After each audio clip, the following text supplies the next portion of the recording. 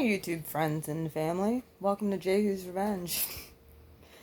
I figured there's a topic I wanted to talk about, and it has to do with the cheating narcissist. And very overtly, especially when it comes to their career at work. They're always on the prowl, looking for who that they can get supply from at work. There was one relationship I'm going to kind of talk about. It's way in the past. But when you sit back and you actually reevaluate everything that has played out, when you're clear-headed and you can actually sit and think, wow, how did I not just leave this whole thing in the past? Why did I stick it out so long? Why did I allow someone to continue to lie, cheat,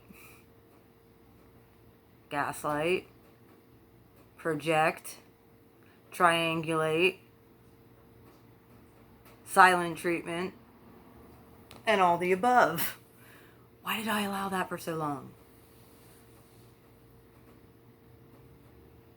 Well, especially when you're an empath, like I said, I really feel like the stages of what an empath is, and the codependent, and becoming a super empath, going supernova. Yeah, sometimes when you go supernova, it's not pretty. It's not a very... It's the fact that you took so much and you aren't taking it anymore. You know exactly what you're looking at now. You figured these freaking people out, and they can't get away with it anymore. Your intuition, they've done so freaking much. It's like so blatantly in your face.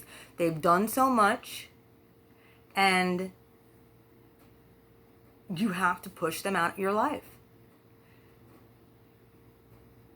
I'm going to let you know. This kind of also has to do with men who really want to cheat. A lot of times they say about truck drivers, that's a profession where it's really easy for men to cheat. They go to these truck stops, there's prostitutes there. I have one ex who is completely, and this isn't one, I'm sorry, excuse me, almost all of them had an issue with porn. That's a huge red flag. They like to go to strip clubs. Not that that's always a bad thing. If it's, well, for me it is. That's a deal breaker. I don't deal with anybody who deals with strippers. I don't deal with anybody who deals with prostitutes. And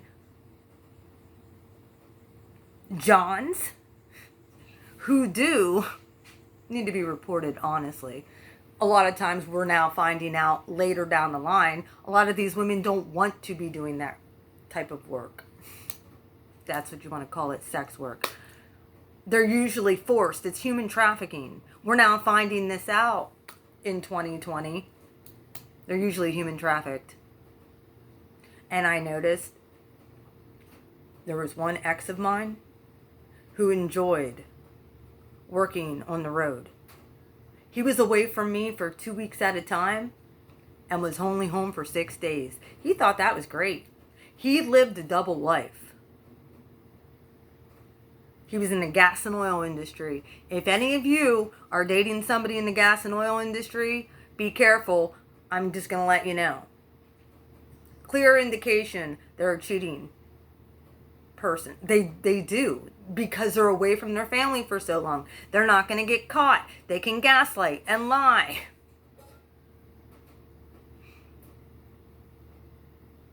Just listen to their coworkers. I had his coworkers tell me and drop little hints of what he was doing behind my back, one of them.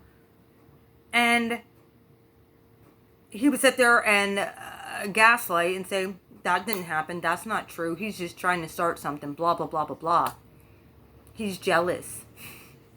No, he was telling me the truth that my at the time boyfriend, who always worked on the road, that I went to go visit. I drive 2, 3, 4 hours sometimes to go spend a weekend with him. Boy, was I stupid.